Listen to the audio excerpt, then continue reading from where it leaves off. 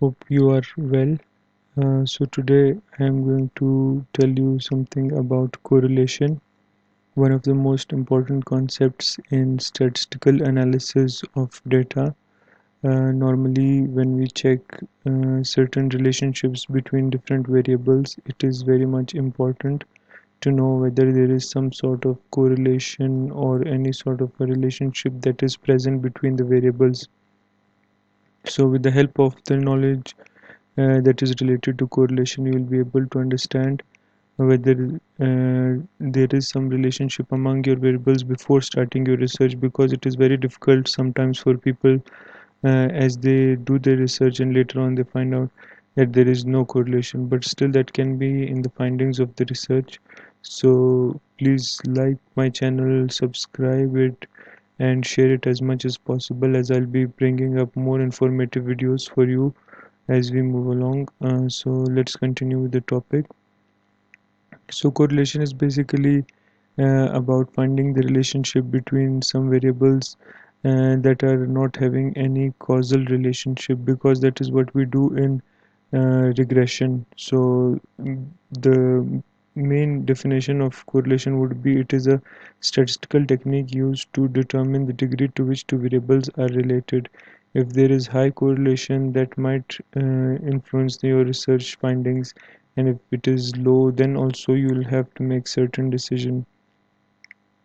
So understanding the two variables in a graphical manner with this scatter plot, if you have certain points like that are appearing on this diagram, so there are certain coordinates of two quantitative variables.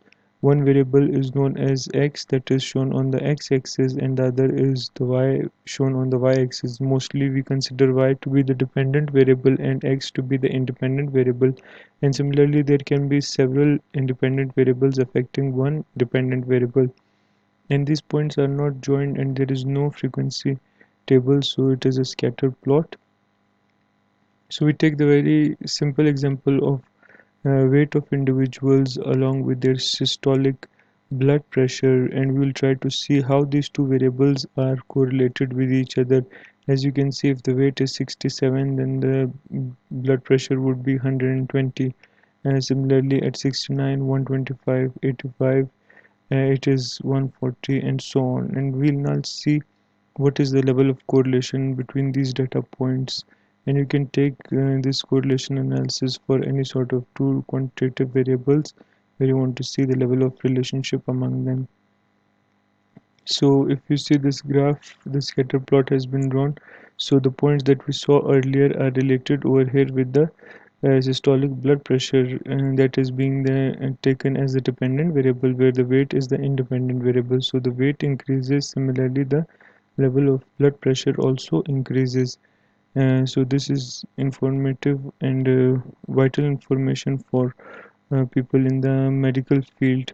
And so they might suggest their patients to control their weight in order to have lower blood pressure or to avoid other risks related to their high blood pressure.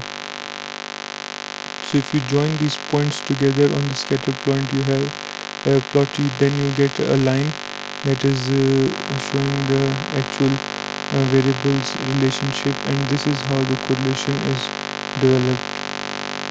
So the pattern of this is uh, having some significance because it is showing the relationship among these two variables, and there can be three types of relationships. Either they can be positive relationship, there can be a negative relationship. As you saw, the previous graph showed a positive relationship which was upward sloping. If there would have been a line that was downward sloping, it would have been a negative relationship, and there can obviously be no relationship. So this is an example of final grade in a course being the dependent variable and number of hours spent studying as the independent variable. And here there is a positive relationship, so the higher number of hours you spend on studying, that will increase your chances of having a higher final grade at the end of the day. So it does make sense that these two variables have positive relationship. So this is another example of the height in centimeter and age in weeks. And so as the age increases, the height also increases tends to increase, so that is a positive relationship. Now this is an example of a negative relationship. Quite interesting example over here, that as the age of a car increases, the reliability, or I think the risk associated with that vehicle increases, of it being prone to more accidents or having lesser reliability. So that is a negative relationship. Similarly, if you can take any other examples, so that is having any negative relationship. So the income that you have, and too much spending, that means, so uh, at higher income you have higher spending, so that would be actually a positive relationship. Anyways, so there are other examples like of no correlation or no relationship, such as these, where the points are scattered all across the scatter plot, weight in pounds and the pulse rate.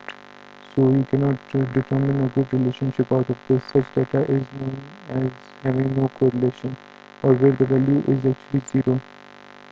Correlation coefficient allows you to see the degree of relation among the two variables, like we saw in the previous values.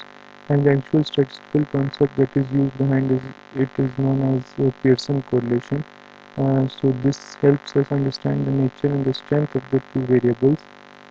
If the sign of the R is denoting the nature of the association. So if it is a positive sign, then it shows a positive relationship. A negative will show a negative relationship. While the value is showing the strength of the association, so a higher value means highly correlated variables, and the lower value shows that there is not much strength in that relationship.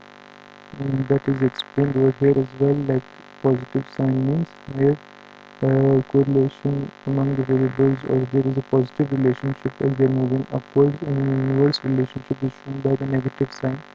So this is the overall spectrum of data. It can be from -1 to actually 1. So at -1 you see that there is an inverse relationship.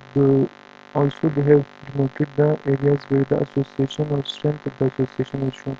So above -0.75 to -1 would be a strong relationship. Similarly, 0.75 to 1 would be a strong relationship. 0.25 to 75 is intermediate, while the other 0 to 0.25 is considered weak in negative or positive directions either ways. So this is explained over here as well, and also sometimes they're perfectly correlated certain variables, so they influence each other to 100 to 100%. So that is perfect correlation when all the points lie in the same area. So I hope this explains this improves your understanding to some level related to correlation. I'll be uploading more videos, so kindly do subscribe and share these with your friends and other on social media platforms as well. I'll be very grateful to you. Thank you.